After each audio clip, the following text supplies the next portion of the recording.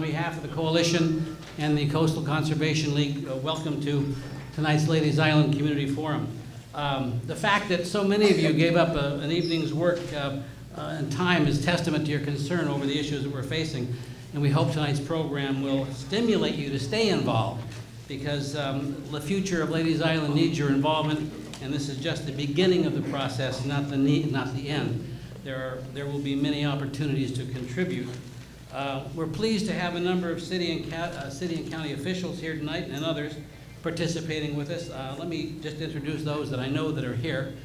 Queen Quet of the Gullah Geechee Nation, Mayor Billy Kaiserling, Bill Prokoff, City Manager in Beaufort, Josh Gruber, Assistant Deputy Administrator for the county, Bob Semler, Chairman of the Beaufort County Planning Commission, Ed Collins, the County Coordinator. I told him everybody here was alive and well. Jason Hincher of the Beaufort County Planning Commission, Lauren Kelly and Libby Anderson from the City of Beaufort Planning Department, and Phil Cromer from the Beaufort City Council. I know Stephen Murray wanted to be here, but he's got another engagement in Charleston. So, did I miss anybody, by the way, that would like to be introduced? Did you hear about that? Denise is here too. That's good. Thank you, Denise. We're pleased to have all these folks here, and I want to recognize many of those who made tonight possible. Getting to tonight was not an easy process, as you well know. We suffered through a rescheduling due to a medical emergency. We had the birth of a new member of the Coastal Conservation League, complicating matters, and lots of work in between and afterward. So I just want to ask everybody who's from the Coalition or the League just to stand up and wave your hand so you know who they are. These are the people that made it happen. And thank you guys very much.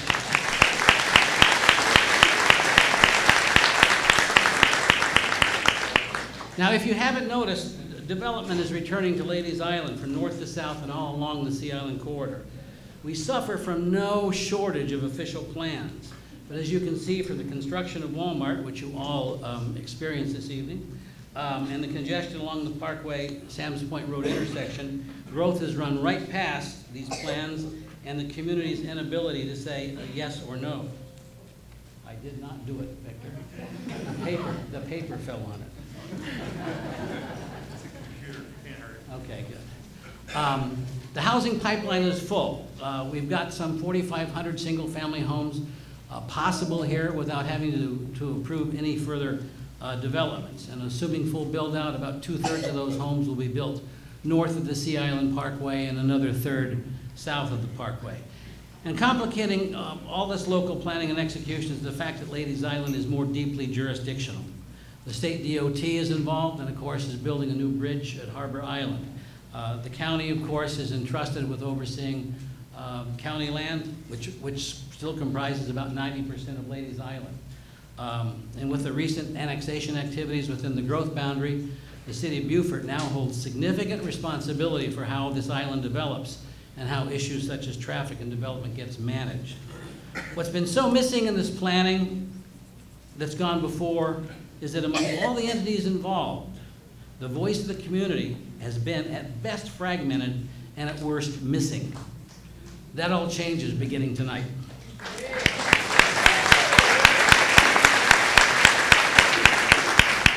The Coalition and the Coastal Conservation League are in full agreement that it's time to develop a proactive vision for Ladies Island and that the community must play a continuing role in decisions about its future. Any plan for Ladies Island must take into account the growth we know is coming and balance it with how residents and frequent consumers of the island wish to see that growth managed. And the plan must be one that the state, the county, and city officials and the community agree so we can all work together in making it happen. Tonight's forum, Designing a Future for Ladies Island, is an attempt to give a voice to those who live on or rely on Ladies Island. So please clear your throats and let's get down to business. Let me introduce Victor Dover and tonight's agenda. Victor Dover is a nationally known town planner and urban designer. Based in Miami, his firm Dover Cole & Partners works across the U.S. and abroad, and he's no stranger to Beaufort and the Low Country. Dover Cole has helped develop the plan to revitalize the town core of Port Royal. He's helped drive the Boundary Street plan in Beaufort, the neighborhood plan for Eon in Mount Pleasant, and the recent Rethink Folly Road corridor plan in Charleston. Victor is the author, with John Massingale, of a very influential book, Street Design, The Secret to Great Cities and Towns. The book's available from Amazon for those that want to pick up a copy for a mere $76, or $56 for the Kindle edition. It's in its 5th reprint, and at last report that I checked on this morning, there are only 16 copies left. So he's got something good for it, something good going for him. We promised tonight with few speeches, so welcome to Designing a Future for Ladies Island. I give you Victor Dover.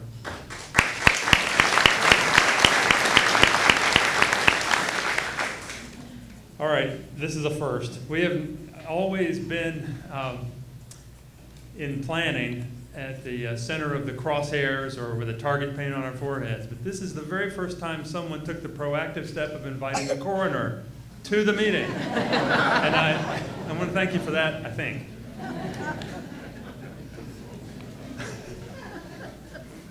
Actually, there's only just so much we can do without a lot more elbow room and even more hands. But look at this amazing crowd that came to talk about the future of your island. I don't think you need any more graphic, convincing evidence than a photograph of this room to leave this here tonight convinced that people do in fact care. And I have a hunch that in this crowd there are a lot of you who actually believe in progress, that it might be possible to shape the future. We all know, and you've vividly experienced, how hard it is to say no entirely, to stop things completely that you'd rather not have. But you can steer. You can make a big difference. And the way you start is by showing up. My dad taught me when I was really little, the people who show up are the ones who get to decide. And so I know it was also very great and generous of your elected officials and so many other public officials like the city planning director to give up their time to come listen in on this conversation. Now, I have no objective other than just helping you tonight. I don't own any property on Ladies Island. I don't have any clients on Ladies Island. What I do, kind of like the itinerant Methodist minister on horseback going around the circuit, is go from town to town helping people think about the big question. What do they want their town, their settlement, their island to be like when it grows up? And that's really the question. So if I got one objective for tonight, it's for you to leave the room a little more optimistic about the possibility that volunteering your time can in fact make a difference. And that thinking about what you want the place to be when it grows up will also make a difference if you're patient and you stay with it. So I have a few things we want to try to do. The first is just to hit you with some food for thought about why we plan, what kinds of things can happen differently because you draw lines on a map. As we go, I'll ask you some questions, and computer technology willing, we'll have poll responses on the screen. Warning in advance, the questions start really easy, like the SAT, and then they get harder as we go. Okay, so stick with it. And then at the very end, we've saved half an hour or so where we want to have you turn back toward each other at your small groups at the tables and talk over the map. We'll give you some instructions about how to do that part of the evening.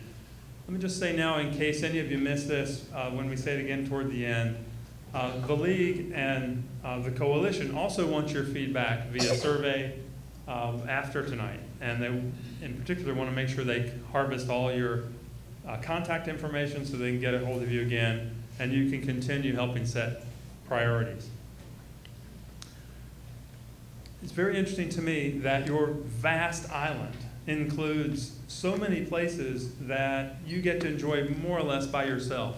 They're remote or at the end of a long road or on the edges or against a marsh with a long view in some of those places. But there are a few places on your island where you all experience them. The crossroads are places where, like, everybody's bedroom connects to the corridor of and the living room, and you all share the kitchen in a house. Everybody shares these places. And so a lot of what I've got to talk to you about tonight addresses the issues that come up in those shared spaces, not so much how you design your house or its lot or your street in your home, but how you help design the parts that you share with lots of other people. Now, just as a test for a moment, take 10 seconds, close your eyes, and make a quick list of the most important things you own. Are you ready? Go. The most important things you own. Okay. You got a mental picture? You thought of it, right? You thought of your car and your house and your bicycle and the car seat in your car for your newborn kid. Okay. You probably thought about that your socks and your clothes, like that one sock that fell down behind the dryer. Right. Okay. You thought of all that stuff. Did any of you think about the streets? You own those. Did anybody think about the library or the city hall or the county administration building? Did you think about the trees that are planted on the side of the road? Those are also among the things you own. And here's the surprise. They are the biggest things you own. You own more of that than you do anything else. All of your other possessions combined are tiny, all stacked up together in one parking lot.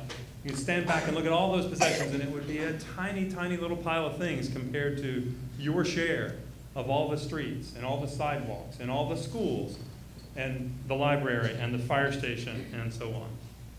So part of the reason that we plan is because we all own or rent a place to live, and we all go in and out of a grocery store, and somebody owns that, and we all go in and out of a convenience store or a gas station, somebody owns that. We go in and out of an office building if we work there.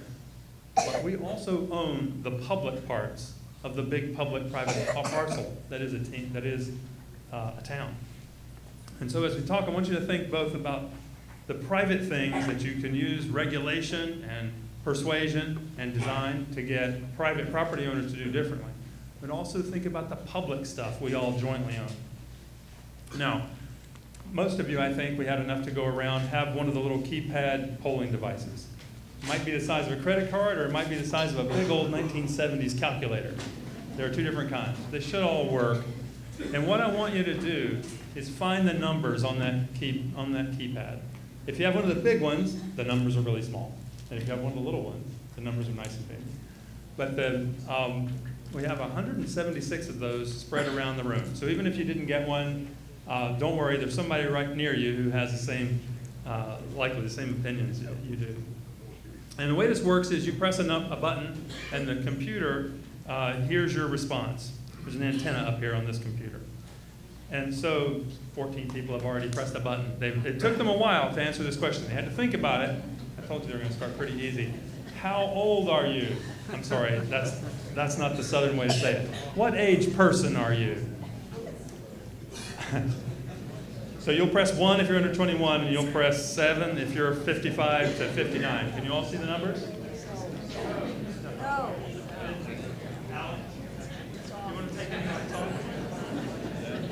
We'll see if we can get the lights, make it a little easier. Okay, I'm watching the numbers come in. Stay with me here. Some of you are turning to your neighbor and saying, "Can you see those little numbers?" It's all right. You press 1 less. It's not. Nobody's going to be upset if you claim to be 10 years younger than you actually are. Now, I think with the number of responses is leveling off. Still going up. I'm going to close the poll in 8 seconds. So this is a little countdown clock. And at the end of a question like this, you get a countdown clock. And when it counts down to 0, the poll will close. And if the, yes?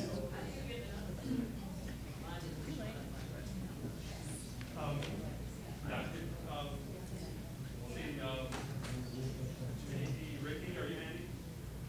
Ricky? Or one of you troubleshoot her keypad?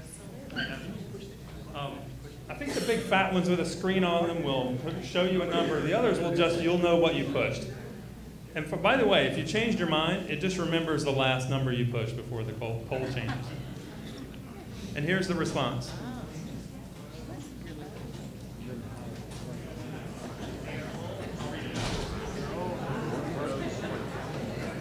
Tiny percentages are 20 to 29, 30 to 39, and so on, until we get to 50 to 54, and we start climbing with the 55 plus, 11% each in the 50s and 60s, early 60s. But more than half of you are 64 and older. All right, so what does this tell us? This tells us, yeah, senior power. This tells us, remember what I said, those who show up get to decide. This tells us that while we've got an idea now who's in the room, we don't really have a representative sample of the total population in your community. So if you're one of the people who are overrepresented, let's say, I'll give you a little admonition about planning. It's for the puppies that we design these dog houses. And they take a while to build. So step out of your own day-to-day way of thinking and think, what would my daughter, who's got 2 kids and 2 jobs and is frantically running back and forth, taking them to piano lessons and soccer practice or whatever it is right now, so they couldn't be at this meeting, what would they want and what would they think? Okay? Ready for the next question? This one asks why you came here. What's your interest in Ladies Island? It could be that you, 1, live here, 2, work here, 3, study here, 4, own a business or property here, or other. And I realize that you may have more than one of these. So choose all that apply. So if you both live and work here, you would press 1 and then 2. Got it? Where's other? And it will remember all of the responses that you press. So if you don't live here, or work here, or study here, or own property here, or a business here, just choose other, and it'll show up under number 5. 5? I can't see it. Oh. Yes, you can press 1 time for 2 people, yes. So a few people have nicely, graciously agreed to collaborate and give 1 response. It's like a city council meeting. That's good. Okay, so we're just about to the peak on responses. Any last? I'm going to count it down.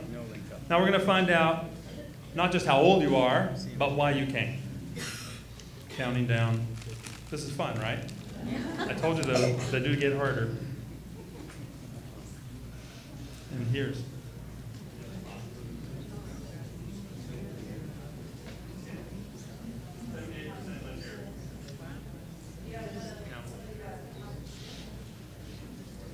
Alan, can y'all troubleshoot another one? I'm sorry. Thanks. The TCL's keypads work a little differently, so I'm going to rely on Lisa. She's the expert. All right, well, last question for this set, and then we'll do this again in a little bit. And this is how long, and this is just for the people who selected 1, they live here. If you don't live here, just split this one out. How long have you lived here? 5 years or less? We'll call them the recent come heres. That would you choose 1. More than 30 years, you choose 5. Get how it works? Poll is open. 118 people have responded. Give it a few more seconds.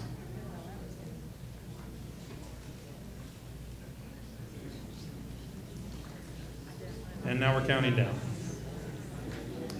5 seconds. Last chance to decide how long ago it was you moved here.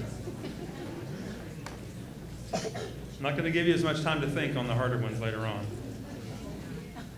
Okay, now this is pretty useful.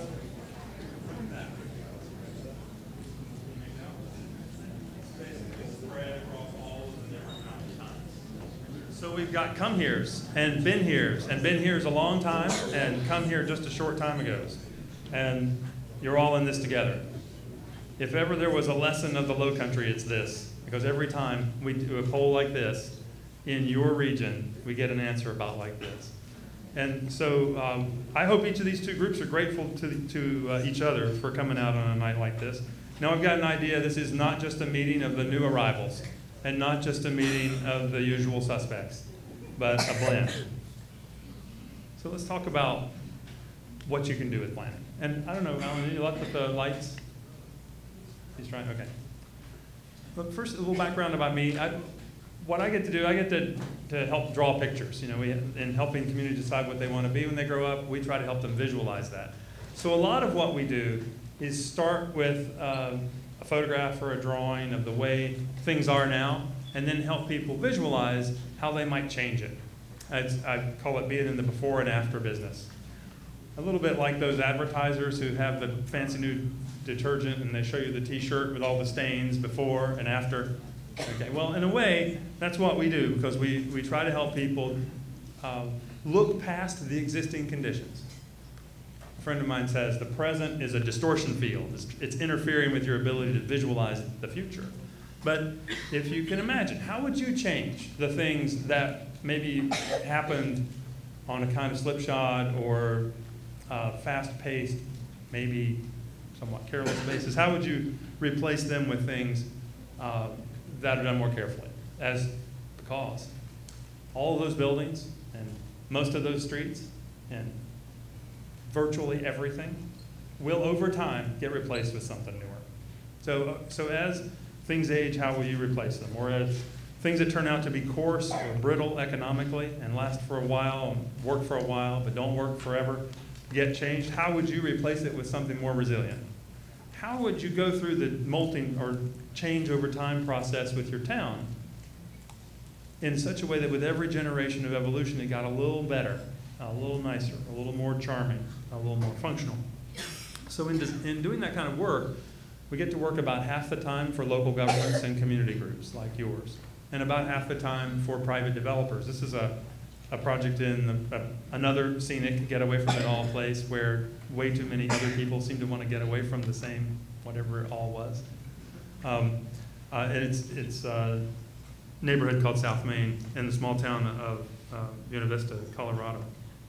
And so this was doing something for private developers, but the point of the picture is, in short order, they were able to use design to make what became the postcard picture of the region in a way. The story that people tell about their county starts with photographs of that project. So the before and after business is a fun thing to do when we work for our public clients as well. What we try to do is get people to realize that the streets you have aren't always going to look like that. They could change. And here's the radical part, that filling in some of the lost space and replacing some of the small things with larger things can even help. That you can make things better through growth and change, if you think about it first. So I call this visualizing change before it occurs. And the idea is that you can do that in a very sleepy and remote rural place, and by design make it turn out better as change occurs. And you can do that at Times Square. It's the same act, a really normal one that human beings have been doing for a really long time. And even a place that you think has either been so blighted by error or feels tired can change pretty dramatically in just a short amount of time. This is the South Side neighborhood in Chattanooga, which was a skipped over part of town when people fled the city and closed their elementary schools and took off for Lookout Mountain. And when they had the first meeting like the one you're having now, the buildings look like this, and burned and abandoned. The main street was boarded up, but now people came back and they filled it in. So this area that was completely boarded up and without a single occupant looks like this now. So in a way, they went back to a part of their settlement that had already been started, and they resumed work on it. And that's the idea. So you might think, well, Ladies Island, that's already done. We've got the food line done.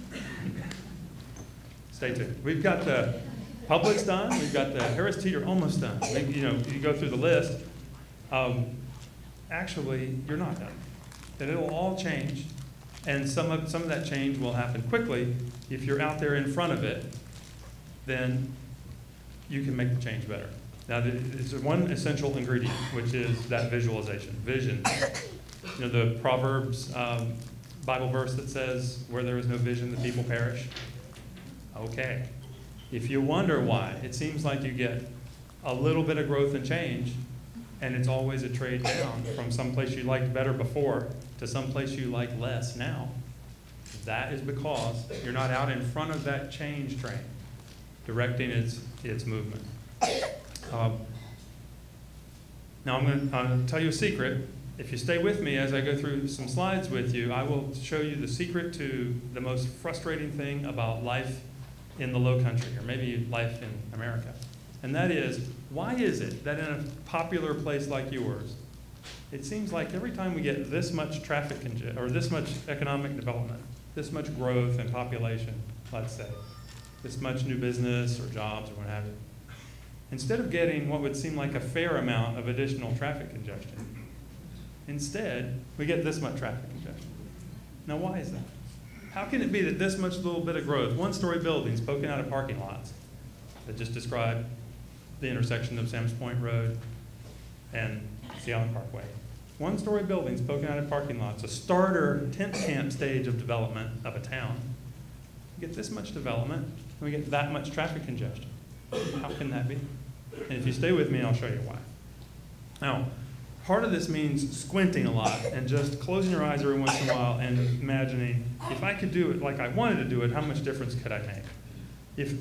If I could think ahead and get the pieces lined up, get the streets like they should be, and get the buildings where they should be, and that kind of thing, what would the memorable center of my community be like? This is a drawing that we did way back. I did this drawing in the early 1990s. It was what I showed the town of Port Royal, and I said, why don't we work on Port Royal together? And they asked me to work on it. The visualizing is the key thing. And here's the radical idea. We can restore people's faith in progress. We can get back to the idea that growth and change, while it involves bigger things and they're closer together, might actually make it more livable and more charming, more functional and more sustainable, not just financially or ecologically, but in terms of the spirit of the place. That is possible. And that is why we plan. Now, there's good news here is that there's a very long and proud tradition of doing this kind of thing. How many of you know what the Ashley Cooper plan is? You ever heard of it? Okay, it turns out that the rivers are named after the same guy. That Ashley Cooper is the first and last name, and those rivers which define the peninsula of Charleston were named after the person who, in colonial times, set forth the plan for how to grow an ideal settlement along the Carolina coast. And actually, it was a very high-minded thing. They thought, we'll apply the lessons of the Enlightenment and science, and we'll think ahead about how to make the infrastructure we build come in time for the growth we experience. Those are very far-reaching and very modern ideas for something that happened so long ago. You probably know about Oglethorpe's plan for Savannah. Now, people go to Savannah, 45 minutes from here, and they see what's on the screen right now. That's the experience they have. But if you go back in time to when General Oglethorpe was drawing this up, this is the way it looked. And I first learned about this from one of your Low Country developers. Vince Graham taught me this story. At the time when they were ripping the settlement out of the wilderness, and they were tangling with snakes and mosquitoes and angry Native Americans and storms and plagues, the Oglethorpe's team, they drew lines on a map. They did planning. And the initial genius of the Savannah plan, which is those squares that look like this now, are visible in that stage. You're going to see one right in the middle of the screen here. And this was done at the time when Savannah was a single-family, large lot, detached house subdivision. Very low density in dwelling units per acre. Savannah densified considerably. They actually allowed people who had one of those cabins on one of those large lots to divide it up and make row houses on it. And then they allowed the row houses to be divided up into apartments. Many of the buildings changed their uses over time. They filled it in. They built more and more and more. Generations would subdivide and slice off a piece of land and give it as a dowry or as a wedding present to a son or son-in-law, and they would add another house there. But every time they added something, they made it better rather than worse. And so the Savannah that we admire now was actually built through that process of change over time. And all on the fundamental geometry that Oglethorpe bothered to draw on the map. Now, one interesting thing about Oglethorpe's map is that he was drawing the public parts and the private parts on the same drawing. So he did, we would call it in modern terminology, the land use work and the transportation work in the same agency. Instead of asking the planning department to decide what the zoning regulations should be for the buildings and asking the DOT to decide what the street design should be. This is why we do it. Now, in modern sense, planning takes its charge from the police power that's in the U.S. Constitution. It says that local governments have the authority to use this police power, the basis of their zoning authority, to protect the public health, safety, and welfare. Those are the objectives. And so in the beginning, in the last 150 years, the modern planning profession was focused on things like getting people away from toxic aspects of the old, dirty, dusty, smoky, acidic industrial city. And so the city in the 19th century with industrialization was a really dangerous place to live, and people got sick as a result. And so planners took their charge, not just about shaping the sense of place or creating a lot of value for real estate, which they certainly did, but also about getting the dwellings configured in such a way that would be more healthful. So if you look at the lower right-hand image there of a 1950s thought about suburbia, it was about getting out of the smoke and into the green, and raising children in a more healthful way, and apparently drinking very tall glasses of whatever the guy in the foreground has. And so modern auto-oriented suburbia was the natural follow-on to that tradition. We get the people out of the smoke, but also get them into the sunshine and let them use this fascinating new high-speed, low-cost technology based on cheap oil and cheap cars to go really far. And we'll build roads to facilitate that trek. So they can go out there and they can get in the sunshine and away from it all, as they say. I found this is an interesting juxtaposition ad from that period in which the message is reward yourself. You finally got out of the town and into that suburban house. Get a fresh start with a freshly lit Pall Mall. And of course, the picture on the bottom shows that even if that couple and their children stopped smoking later on, they were still sucking in a lot of smoke from tailpipes later on as they went about their arduous commutes that resulted from this model of dispersion. And so we basically got to a crossroads in the middle part of the 20th century where a lot of people began to figure out that pushing everybody farther away and pushing everything farther apart was actually making the traffic congestion a lot worse, because we were becoming so reliant on long trips for everything we do. And a lot of our shared spaces that I talked about in the beginning started to change their physical form, so that instead of looking like the proud ones you saw in Oglethorpe Savannah, they started to look like the one on the screen here, Anywhere, USA. Now, naturally, we had to do something about this. So American culture, being ingenious in the way that it is, rapidly came up with the solution. Build more lanes. So we got a lot of places where we so sterilized the shared streets, the high streets, or the through-going streets that connect parts of the region, for any other use except the cellscape of strip commercial development. So not surprisingly, a lot of red areas began to appear on zoning maps because local governments really weren't sure what else to paint on them. After they'd made the road such a hostile place, nobody would want to live there, and few would want to work there, and most would want to turn their back on it if they could. Now, fast forward to now.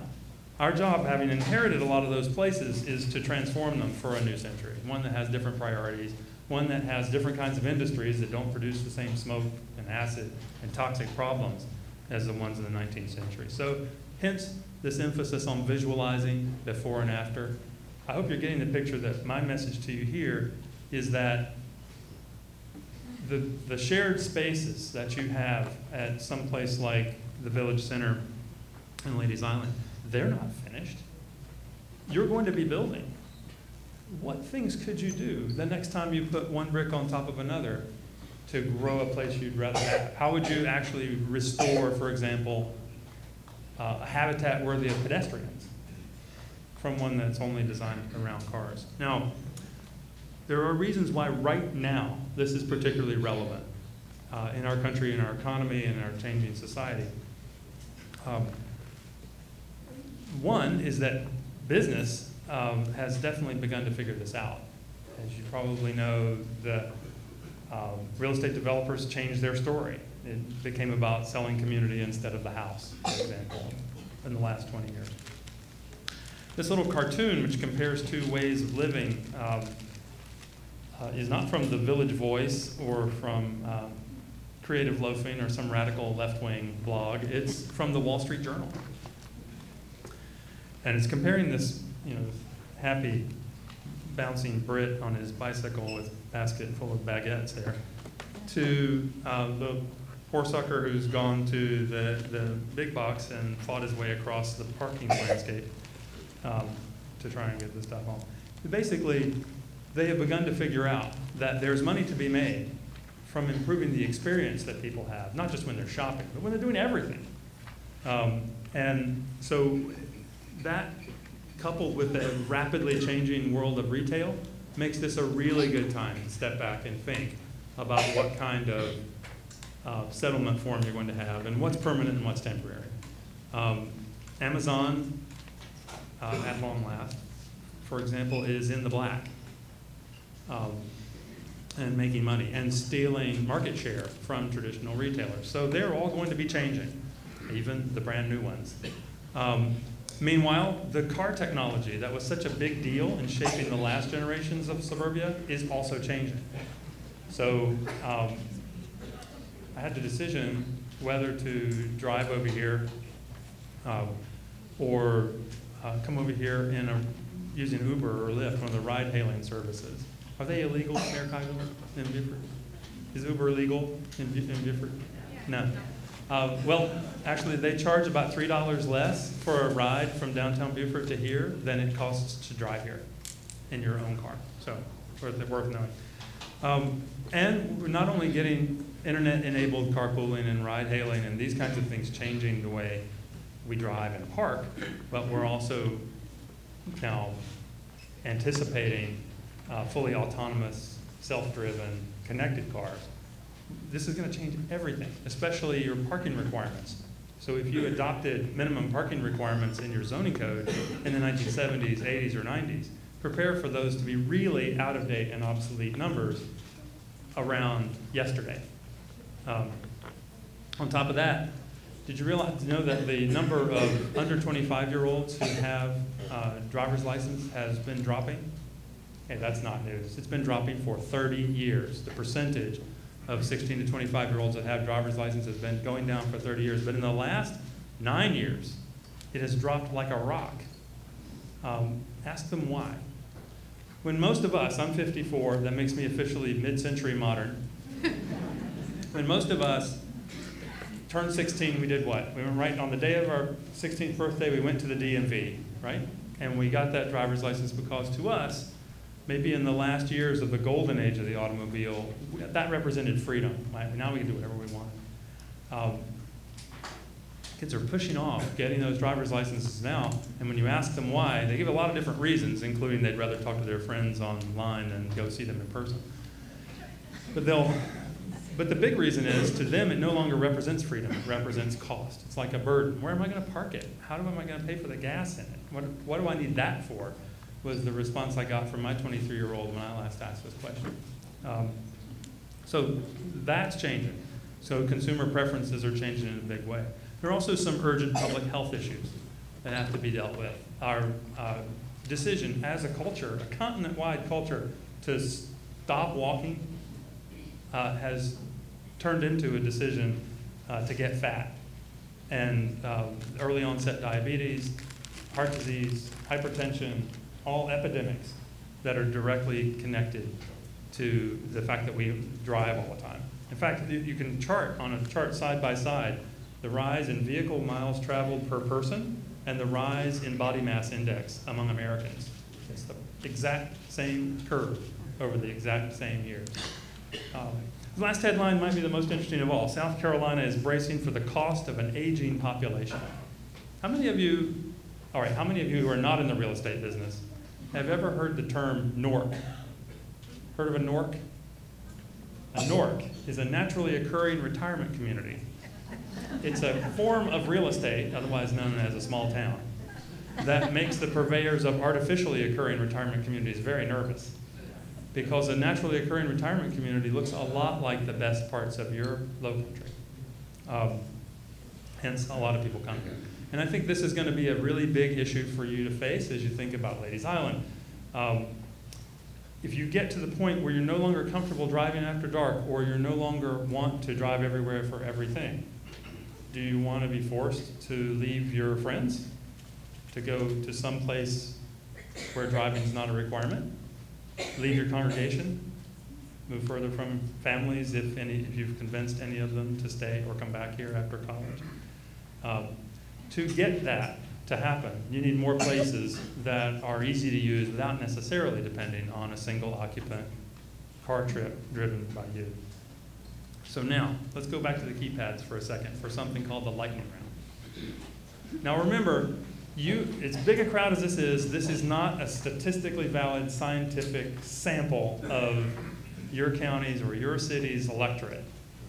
So all we use the keypads for is to get a better conversation started, not because we're going to rely on the percentages of you that say one thing or another for some sort of scientific result. But I'd like you to do a blink test on a few pictures. So I'm going to show you a picture and ask you to look at it and give me your gut response in just a few seconds. If you love it, say 1. If you hate it, say 3. And if you have no opinion, you choose 2. Okay? So, and if you change your mind, it will remember the last one that you picked. Counting down, here's a picture. 1 for love it, 2 for no opinion, 3 for hate it. Don't overthink it. There's no caption or narration. Not too surprising a result. But here's the real reason I did that. I'm going to start on this side of the room in the front, and then I'm going to go to the back, and then the back over there, and then the front over here. And I want to hear 4 people volunteer why. Somebody who said they hate it up here. Why? No green? All cement. All cement. Okay, what about the back? Anybody back there who said? 1 pedestrian. Yeah, she's kind of cute. Not enough pedestrians? It's closed and it's uninviting. There are Uninviting. no trees. It's not No welcoming. trees. It's not safe. Not many trees anyway. All right, what about back room over here? Boarded up. What was that? Looks boarded up. Okay, boarded up. Anybody in the back on this side? Just horrible. We know, we're sure we don't like it. What? Anybody over here? Uninviting? Anything physically you would change in the design of the place? Anything you could make a rule for that would change it? Add color. All right. Let's try another one. 1 for love it, 2 for no opinion, 3 for hate it. Gut responses. Just pick one and we'll go. And now you see how the lightning round works. We're going to go faster. Counting down.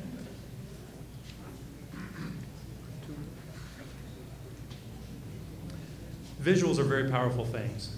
If I wrote a comprehensive plan policy that said, we seek to preserve the small town, hometown feeling, you'd probably adopt that, right? Because everybody in this room just got a different mental picture of what that means. And when we use pictures, it helps us get through that noise that occurs, because I got one image in my head for a small town, hometown feeling. You got a different one. And so pictures help us actually find out what's interesting to people. So this one was a little more mixed. We got some love it. So starting over here, somebody who said love it. Why did you love it?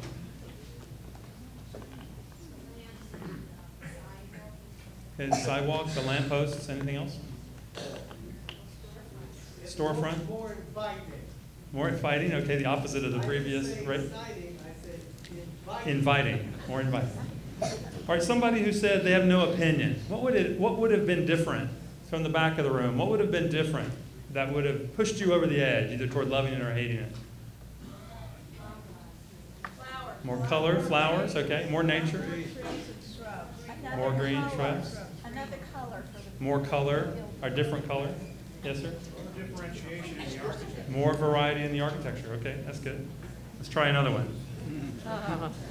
One for love it, two for no opinion, three for hate it. I'm not picking on a particular company, by the way. It's just an example of a type. Wow, you're voting so much faster now. I can't believe it. Counting down. This is fun, right?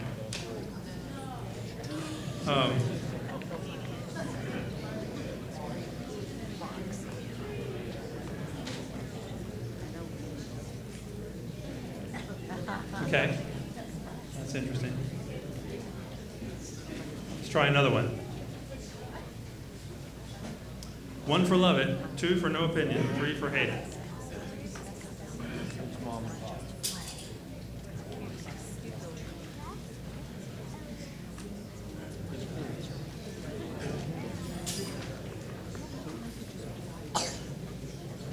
Counting down. I've used this one before, and it's usually controversial.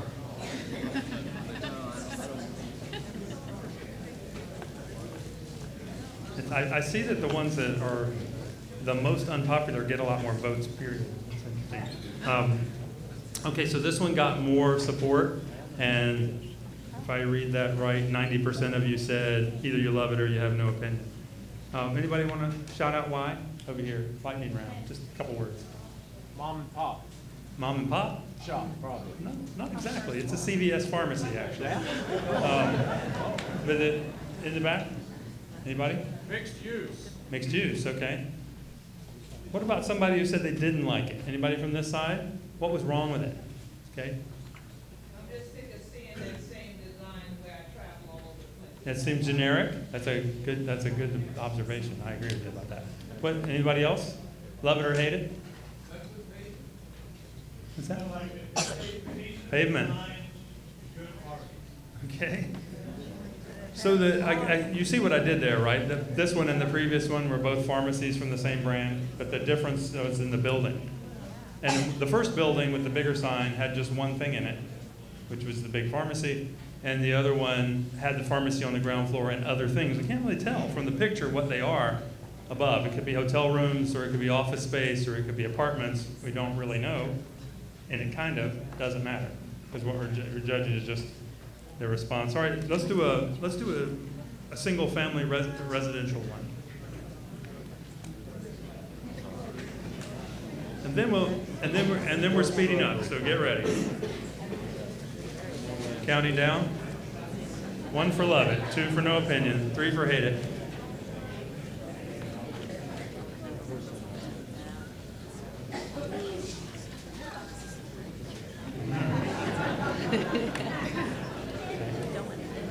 I'm going to guess that the 8% are in the construction business. I'm not so sure about that. 8% said no to this one. Okay, let's try this one.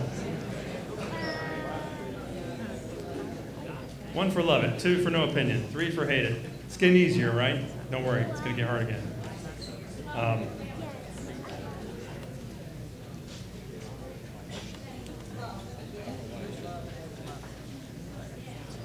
5 seconds.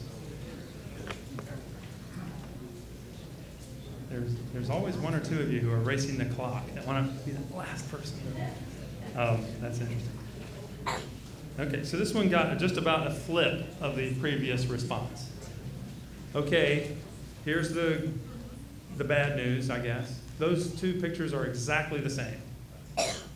In the crude tools that are too often used in planning and zoning, they are exactly the same. They are the same land use, single-family detached houses.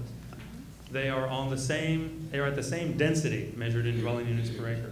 They are the same lot sizes in terms of lot width and depth. They have the same number of parking spaces on the lot. And, did you get that? They have about the same square footage in the house itself. The only main difference between this one and the previous one was that in the previous one, what meets the street is the sort of focus on the vehicles. And in the second one, what meets the street is the focus on the human beings, the front porch. By the way, that's 11th Street, I think. Is that 10th or 11th? I think that's 11th Street in Port Royal. So this is also not historical development, if you consider something built in the late 1990s not historical. Kind of proving that something that gets the better score can be done in modern times. What this tells me is if you just have a big map with colors on it, you're not done. You haven't actually got instructions enough for the architects and the builders and the developers about what it is you're trying to get your community to become. And that is why I want to spend a few minutes just to talk with you about how to do citizen-driven planning and then the kinds of things you can change in the outcomes if you do.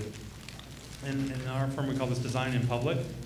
It's my opinion that if you have more hands touch the plan, you will get a better plan. I have never seen a plan get worse in terms of the professional outcomes as a result of having more people touch it. They almost always get worse when fewer people touch it, inside the specialized cubicles of their agency or working all by themselves in their office. There are a lot of names for different formats for working design in public. Charrettes, I'm sure you've heard about that, or one of the popular formats.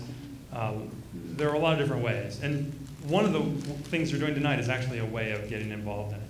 More hands touch the plan gets better because it begin to find where all of the sensitive spots are. We usually find that when we give people all the parts and pieces of how to make a street and ask them to set it up, they know a lot about how to do it. And the plans don't get worse. That project that I showed you in Colorado with the nice new streets was actually designed this way. Sometimes we have a meeting like the one in here tonight, where there's a limited number of people who can speak at one time. You can also have ways of participating that involve one-on-one conversations and getting up close to pictures and maps and working in small groups. And I think one of the best things is if the planning takes place in the community where that is the subject of that planning. So for example, setting up an on-location design studio for a period of time on your island would be a good idea. And if you make it public enough, it begins to feel like a historic moment in the life of the community, where citizens who don't necessarily have training in planning or transportation engineering or environmental politics or those sorts of things can still work on it. So for the elected officials and public appointees and leaders, I will tell you this thought: design in public does involve grabbing a lot of other people off the street and asking them to come in and give ideas. It also means letting go a little bit about exactly what the result will be. You can't always predict what ideas will come up. So for the professionals, it's a little disconcerting if they're not used to doing it. There are always more ways to do things. I watched the folks in Yellow Springs, Ohio do this recently. And the group looked a lot like this one.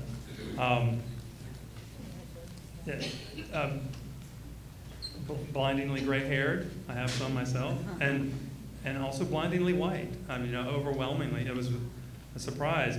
But this group kind of stepped outside their usual circles. They recruited more people to participate, some that were younger, and they worked gradually over a period of time, turning their many competing alternative plans into one. And it was gratifying to watch. One of the interesting things that came from that kind of working on making the conversation include more diverse voices was when they finished and were asked, what would you like to help with the most in implementing your plan? They said, achieving more diversity in the housing types. Not the answer we're used to getting if we just ask the people on your usual cul-de-sac. Okay, so that was really encouraging. Here's a caveat as well. Design in public doesn't change human nature. We are disagreeable types as human beings. We fight among ourselves over that last percentage of things of which we didn't get agreement on. But human nature is also set up so that if you ask people to help, as opposed to just imposing a plan on them, they like being asked, and they will give you more of their time and effort. Last, hardest thing in the world for people who write zoning regulations to accept: people do not like being told what to do. Which means you have to work with them first before you come to the conclusion, and you have to listen before you prescribe. A lot of that gets better if the design in public takes place outdoors. We encourage people to go out into the place and stand there and take pictures and then come back into a room like the one we're in tonight and talk about it.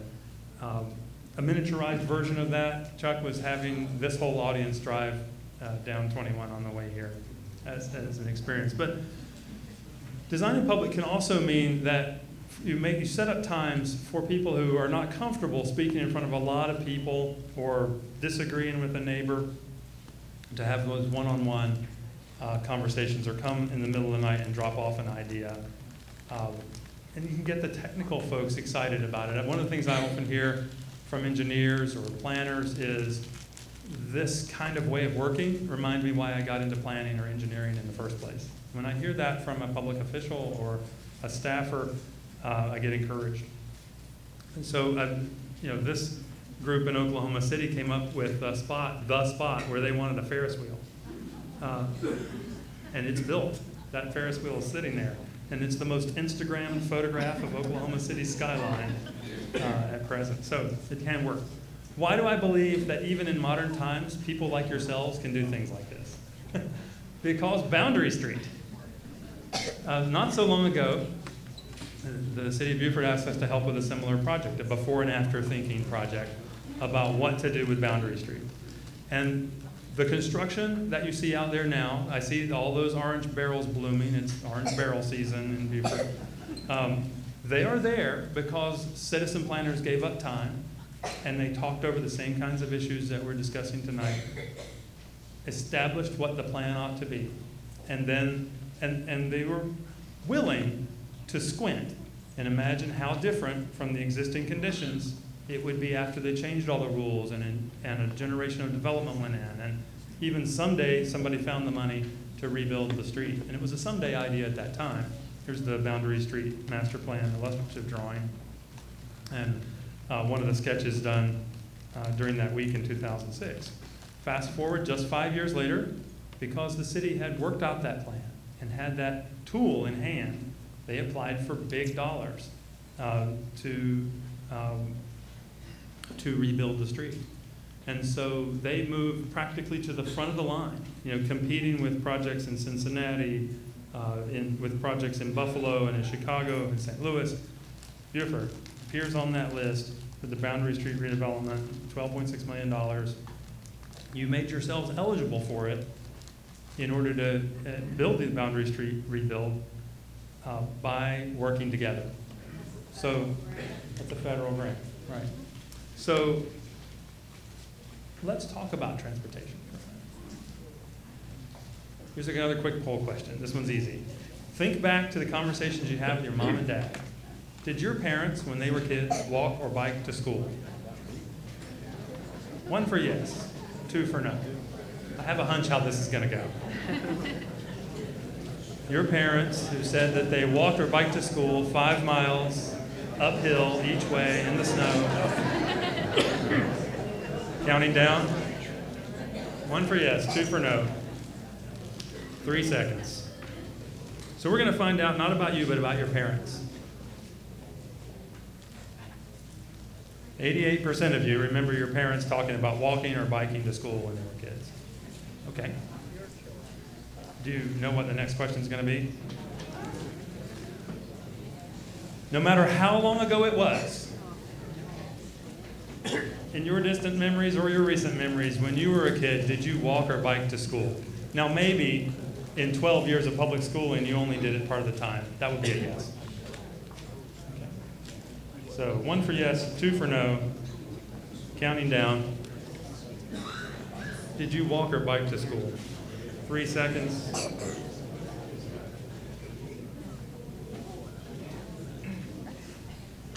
Okay. Pretty similar. Went down a little bit. Not too much. What about now? Exactly. If you have children in your household, that you can answer with them. If they're grandchildren here or in some distant place, doesn't matter. The children in your family are fine. If you don't have school-age children in your family at present, just think about what your neighbors do. Do your children nowadays walk or bike to school? Counting down.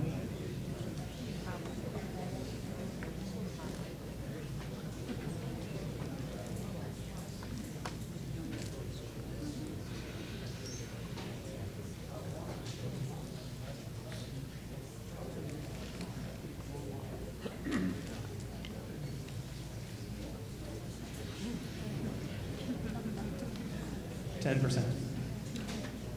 So in the course of a single generation, we went from 76% of the children walking or biking to school to 10% of the children walking or biking to school.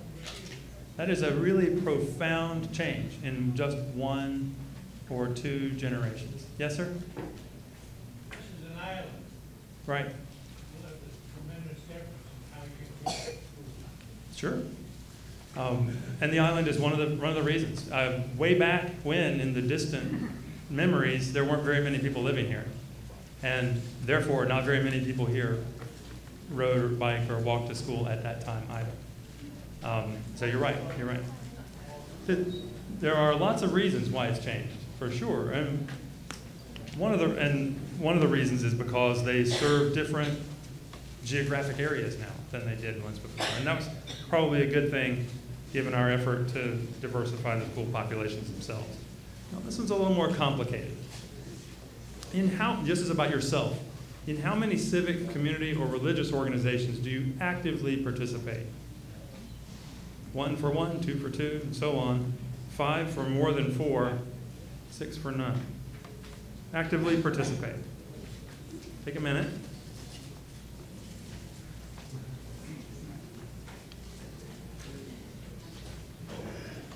Counting down. Now, the self-selected group of individuals that will come to a public meeting like this one is probably a pretty engaged group. But let's find out. All across the board. Very interesting. So it looks like 3 or more is 20.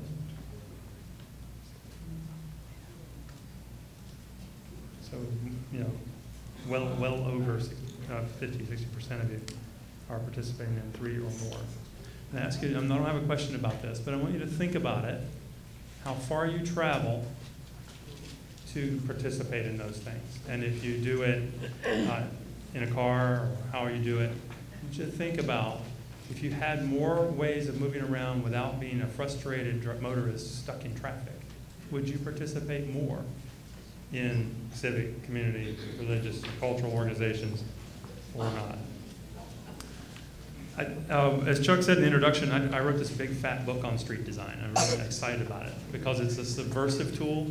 Mayor Congressman, here's a warning. The reason we wrote this book was so that citizen planners would take it to city meetings. Bill Prokop, this is for you too. They come to city meetings, I'll open it up to a page with a picture in it, there are 500 pictures in it. And then point to one of those pictures and say, why can't we have a street like that in our town? Slide it across the table. If they do that, I know it was worth it. Very satisfying to write the book. But my buddy John Massengill and I traveled around for 3.5 years taking new pictures and measuring streets and asking a lot of questions about why some streets were popular and others were not. And we were able to sort of burn all our old assumptions about why that was the case and come to some new conclusions. This one was interesting. The answer over and over was, in Pacific Grove, California, the people that use that street, including those who live there, can see all the way to the ocean. They can't see the water because they're up on a bluff, but they can see the sky coming down just past that church steeple in that picture. And that was the reason that they told us it was important. We found that in the densest cities and in the quiet and sleepy rural places, there were always locations where people seemed to want to be. And that is the test. Is this a location where people want to be? In some places, they pay extra for that. It pushes up property value and improves the tax base. As we traveled, what we discovered was that when we were poorer but smarter as a country, we used to build transportation infrastructure projects in a way that made them more than transportation infrastructure. It made them civic art. It made them addresses. Like this is St. Charles Avenue in New Orleans. And when they were going to install a transportation facility here, they probably never used those words, they built a linear park with that wide median. And they planted trees on both sides of the train tracks and on both sides of the street. And they basically gave a gift to future generations that would last a really long time over the quality of that space, in addition to setting down some tracks where a trolley could go back and forth. So the streetcar moves back and forth here Do you see in the picture the worn out spots in the grass right alongside the tracks? Anybody know why that space is worn and doesn't have sod? You run and walk on it, exactly. The runners, and some people with fat tire bikes, the runners use that space. And they run up and down the center of that median because it's a great place to be. You can go out for some exercise. And every once in a while, they hear a little ding ding of a bell, and they step aside, and 17 seconds later, the streetcar has gone by, and they get back on the rut, and they continue their run. They did not put a 6-foot fence and razor wire between these different transportation modes. I think there's a lesson in that for us. So for me, the most profound moment in writing that book, I'm going to share with you right here. I was in Stockholm. It was 5 degrees Fahrenheit. It was really, really cold. And I was determined to take a picture of this beautiful alley of pear trees that someone planted a long time ago. And I took a knee here, and I saw this cyclist coming toward me, and I said, okay, there's a person on a bike. It's going to be a great picture. And I waited for him to get closer. And as he got closer, I realized something pretty important. This fellow who was on his way home at rush hour, this is the afternoon rush hour, he was on his way home and freezing, dressed for work on a bike. He was whistling. He was having the time of his life, basically. It was the best part of his day. How many people do you know who, if they have to take a trip at the peak rush hour, whether it's going home from work or just going out to get the early bird special, they refer to that trip as the best part of their day? So nice, so fun, it makes them want to whistle. And I realized if only we could get back to the habits of making those kinds of places instead of these kinds of places, we could unleash something very powerful. And main streets have that characteristic. Someone bothers to draw lines on a map that is where the fronts of the buildings go. And the tree-lined streets have those kind of characteristics. Somebody draws a line on a map and says, plant the trees in a row here. And it establishes the sense of public space. It makes the street into a room where the walls of that room are the buildings and the trees that stand up vertically in your field of vision. I think I got these numbers right, Bill. Earlier today we were talking about Boundary Street project, $33 million. And of that, maybe $300,000, something along that range, maybe a little more by the time you're done, is for the trees. 20 years from now, when people stand on Boundary Street and they take pictures of the beautiful gateway to the historic Beaufort, they're going to be taking pictures of the $300,000 worth of stuff up in their field of vision, not the $30 million worth of stuff that's down underground that you have to do to deal with drainage and utilities and traffic and all of that. So here's a big lesson for you in terms of the importance of the work you do as citizen planners. That public space, called the public realm, gets its shape from the private buildings. So you have this great public-private partnership I spoke about in the beginning. And in places where there aren't street trees, it becomes even more evident. This is in Buenos Aires. That street, beautiful place to tango at night, I guess, gets its shape from the deliberate positioning of the buildings, even designed by very different people in different centuries. And when we don't do that, when we forget the trees or the positions of the buildings, we end up not creating a sense of place. It's pretty interesting. If you want to grow and eventually earn your way to the point where you could have an alternative to your single occupant car trip, like maybe using a trolley, you need a city form that supports that. If we don't have a transit supportive urban fabric, we shouldn't ask ourselves, why doesn't transit work? Or, we also should be very careful with the wide roads. The old philosophy was that wider, faster roads are better roads. That has begun to change, I'm glad to say. I love this picture for the little bike lane that's cowering by the side of the road in this picture for the hardy cyclists there. But just compare that one to this one. This is a 19th century road widening project done by public works officials when public works officials were still heroes in their towns. And so you can, even with the big streets, the through-going streets that everybody has to share, actually design them for big outcomes. There are 140,000 vehicles a day on this street in Barcelona. It's the biggest, widest, fastest, noisiest street in the town, and it's gorgeous. And people love having their buildings along it, they love being there. It just means changing your priorities about whether you're going to give up some of the space for those trees or for the people who are moving around on 2 wheels instead of 4. And that's including whether the 2 wheels are side by side or one behind the other. Not long ago, a futurist named Glenn Heimstra gave this great quote: "Trying to cure traffic congestion with more capacity is like trying to cure obesity by loosening your belt."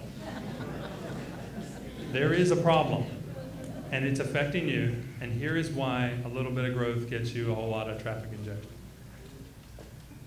We assume that ideally traffic planning would work like this. We look out into the future, anticipate all the upcoming trips from all the foreseen growth. We realize at some point you've crossed the line of the present capacity, and you're going to be over capacity in the number of users of the street. So we let that get to a certain point, and then we say, okay, we've got to do it. Let's widen the road. It's a big disruption. It's a stepwise expense, a big one. When it's finally over, you say, now we can relax. We finally got the road widening that we needed. Now here's the problem. When we rebuild the street, hoping that it'll make it easier for people to go faster, all we really do is make it feasible for them to roam farther. And so they do. And so if you wonder how the road building projects and the sprawl building projects go together, this is how it happens. So in reality, it works like this. You get the additional traffic that was already forecast, plus more induced travel demand that you caused by doing the road widening. And before long, the actual traffic has once again outstripped the capacity of the road. You just spent all that money and all that disruption building. And you've all experienced this. They've built a new street, and darn it, 2 or 3 years later, it seems like it's just as busy as it was before. Meanwhile, you used to go 3 miles to a local hardware store, and now you go 12 miles to a big orange or big blue and gray hardware store, and you wonder why there's so much traffic. So what do? You widen the road again, and again, and again. And in fact, the induced travel demand that comes with building an ever bigger attempt to widen your way out of capacity just induces more traffic. So the real question is not whether you're going to have congestion at the peak hour. It's really how big do you want your road? At how many lanes would you like your congestion at? You're a good sport. Thanks. Think about it like this. In at least one scenario, even if the cars are self-driven by computers, and only a fraction of the things that people think might take place happens, it's conceivable that the intersection at Sam's Point Road and Sea Island Parkway will be congested at peak hour from now until the end of time. And no amount of road widening will ever fix that, okay?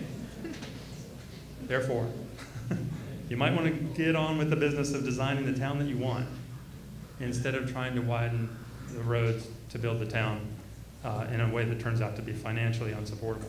Now, long ago, John Nolan, the great city planner in the 1920s, said the solution to the traffic problem is to be sought not so much by wider streets, but by the proper plan of the town. So let me just ask you a trick question. Here's a quick poll, just one. Which of the following would make the most difference to improve walkability and calm down the traffic? Let's say that you were hoping more people would choose to park once if they drove at all, and walk around and do more than one thing before getting back in their car and adding their traffic in front of your traffic. Or let's suppose that you're uncomfortable with the frenetic way that people drive on the oversized street in the off-peak times because all that asphalt has invited them to drive faster and faster, right? What could you do? Little hint here, most of these things do make a difference. 1, for you narrow the roadway. 2, plant street trees. 3, have small blocks. 4, post a slow speed limit. In Port Royal, I think it's 18.5 miles per hour on Paris Avenue. 5 is doing the right storefront designs, things you guys mentioned a little while ago. 6, have the right crosswalks and sidewalks. Just pick one. Pick one of those that you think would make the most difference to improve walkability and calm traffic. And counting down.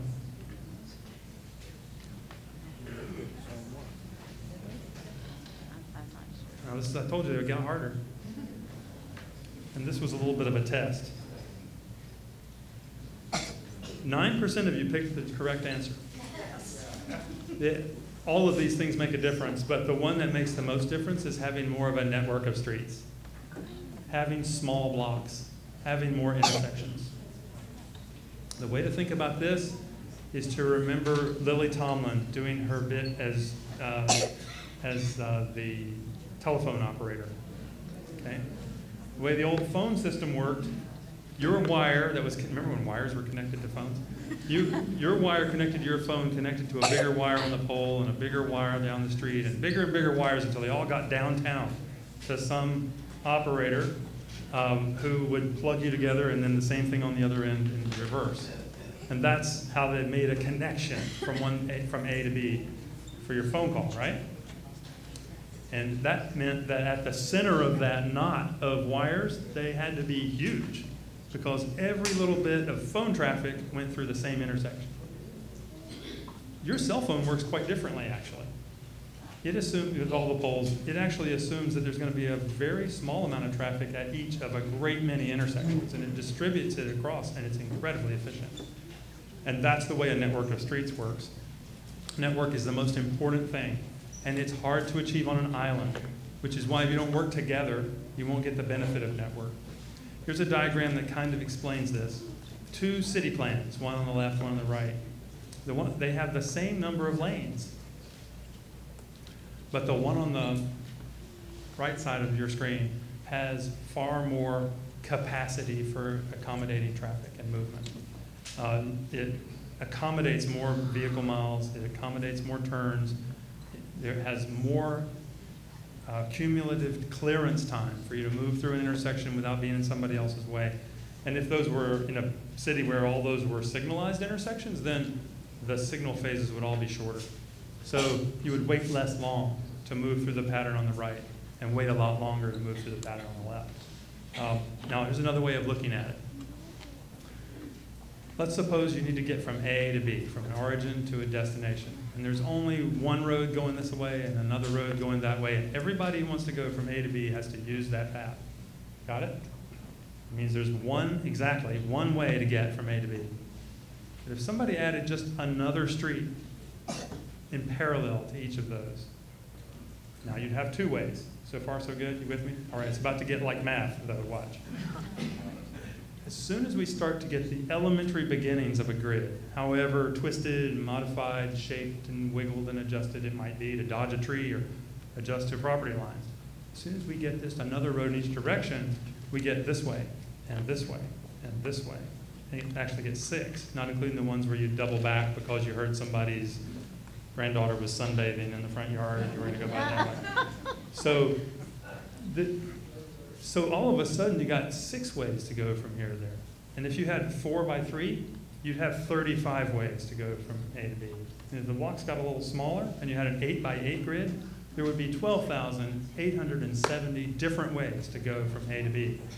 And that little map that I just drew is Beaufort. That's the historic downtown and the old point. You see the silhouette there?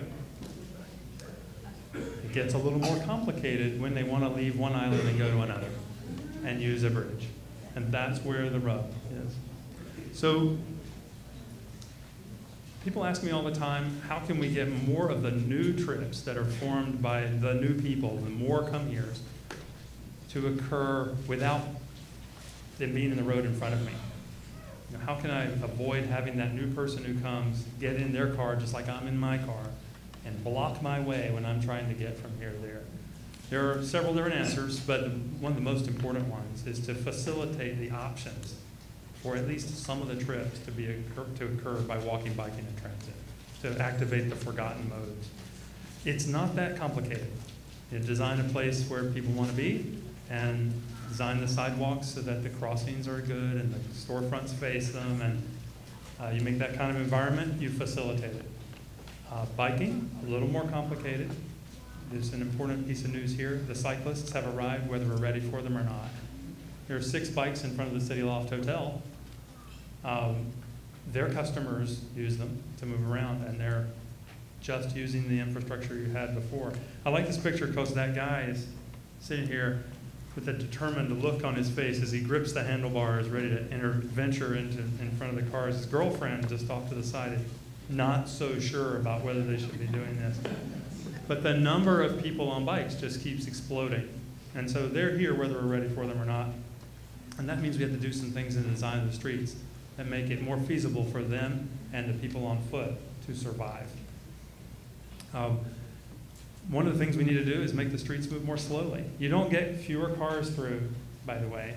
If the average speed is 28 miles an hour, we get just as many cars through a lane of traffic an hour as we could get at any higher speed. In fact, more cars. It's optimized at about that amount.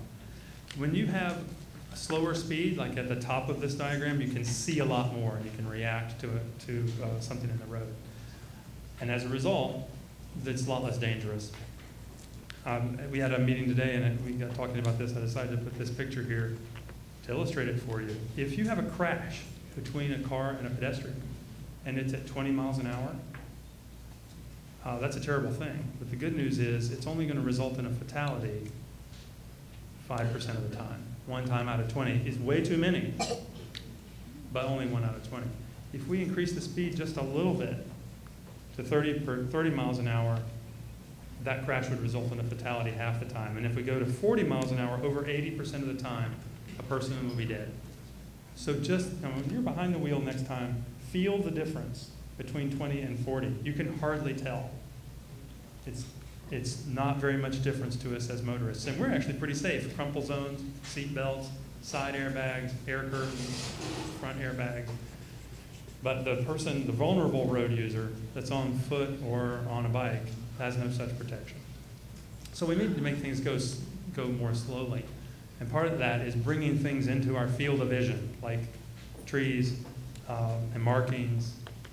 And, we also need to make it a lot more fun. Recently, these pictures of a Dutch bike path circulated that got a lot of attention. They deliberately made one that lights up at night and isn't just transportation infrastructure, but like a work of civic art. Pretty interesting thing to see. So if you want more on this morbid topic, go look at a report called Dangerous by Design. Just Google it. It comes out every 2 years. They have a map. It's interactive, and it's a little grim. Every dot on the map represents a dead person. And you can hover over it with your mouse, and it'll tell you the age and gender and the time of day and date that accident occurred. Way too many of these dots are in the South Carolina Low Country. You can do something about it if you design with that in mind. Which leads me to a last admonition. Trees, y'all. Trees are really important. I don't have to tell people who fell in love with the Low Country that the trees are one of the things that made us fall in love with this place. And it isn't just the Low Country, it's also the Up Country. This is Greenville, South Carolina. Revitalized their town around a main street that has as its most important feature the street tree canopy. Trees do a lot of things, so it's a very interesting debate. People will wonder whether to spend a little extra money to install a tree and plant it properly and all that. Look after it during that first year when it's getting set.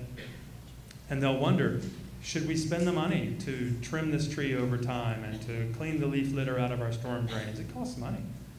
Is that worth it? And the answer is absolutely yes, because you spend that little bit of money and you get a huge number of potential benefits if you do it right. The list is endless. We could just keep adding to it. But the big one is it adds to property value. And property value is the machine that makes local government go. If you want to be able to buy a new fire truck and you wonder where you're going to get the money, well, you need the property taxes that support that fire department to be buoyant without raising the tax rates. And the way you do that is you unlock the value of the real estate. That can only happen if you do the things right that generate happy people, healthy people, and property value. I think land use is important, but it's not the most important thing. Modern developments are being designed around the idea that the mixed-use buildings are permanent and the uses inside them can come and go and change. So, for example, the buildings in the background in this place in Atlanta are mixed-use buildings with a very flexible zoning. They can have live-work combinations and allow it to change over time. The design matters more than the land use. Here's an example. This is a given land use, a chain burger place. And this, on the right side of the screen, is the same land use. So it's not different. It's the same chain, it's the same burger, it's the same fries. It's just in a different package. Sometimes to get the place you want, you have to put something in the middle of the road. This is a spot where people will not go speeding down that street in London. And actually, the old roundabout here is pretty significant because people hang out on the bench and they watch the parade of life go on around them. Well, that seems okay.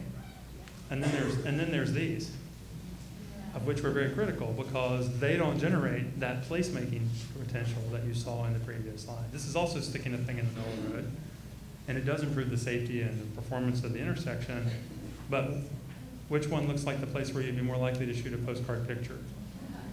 Which one looks like the one where you'd be more likely to take your out-of-town guest and say, let me show you the coolest part of our town? And that leads to the important analysis that really should be done on real estate development. Our mayor in my town, unbeknownst to me, did an analysis a short while ago and actually presented this funny pointy-headed scientific-looking map in his State of the City address. The blue colors on this map, and I'll zoom in on it, are the low property tax producing properties. And the ones that glow bright orange and red and yellow are the high property tax producing areas on a per square foot or per acre basis.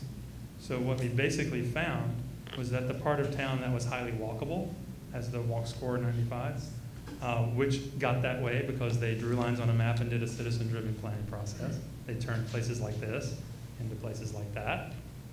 Okay, see the big green things in the image? All right, that's what they did. And turned it into a place instead of just a back alley. Those are the places that glow bright red. They're the goose that lays the golden egg for municipal finance. In essence, producing a 35% subsidy for the single-family residential houses in the rest of the map. The moral of the story is that the strip malls are very low revenue by comparison. Walkability pays. One-story buildings poking out of parking lots, and single-family detached houses don't. I can remember these 3 C's and 1 D that will help you judge plans that come up. Are they winding together a place or not? All right, one last lightning round. This is the wind up. 1 for love it, 3 for hate it. Counting down.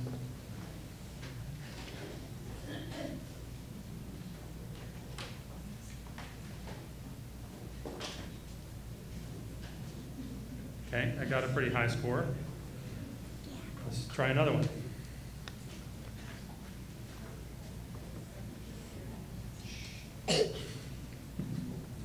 Okay, some people figured that one out. Local example. Counting down. That's Habersham. Pretty high score. This one. 1 for love it, 3 for hate it. South Carolina example.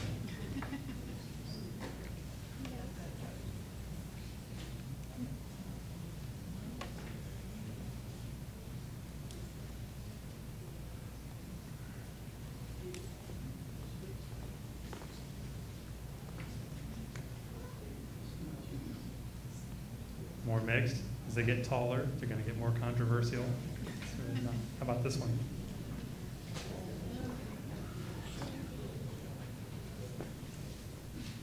Counting down.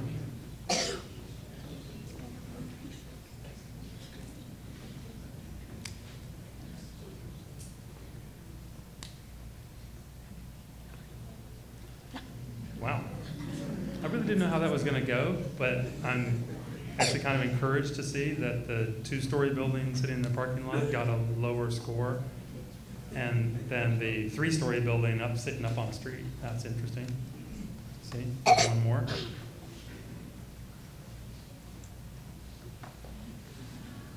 One for love it, 3 for hate it.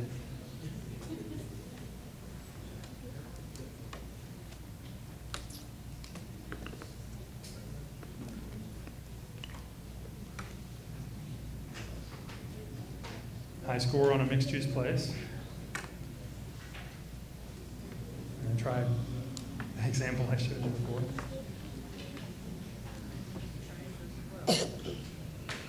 We'll save all these so we can look at them later and try and figure out why they said what they did.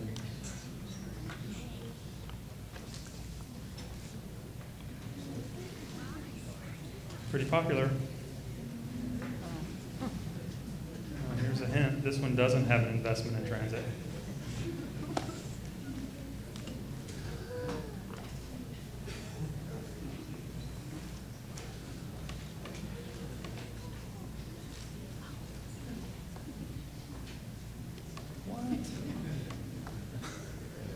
Okay. One last question before we turn to the tables.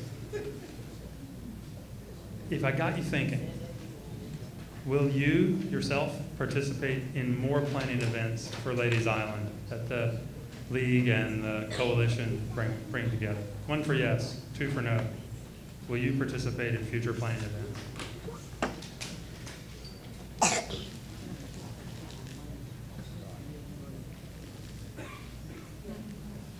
That's a 97.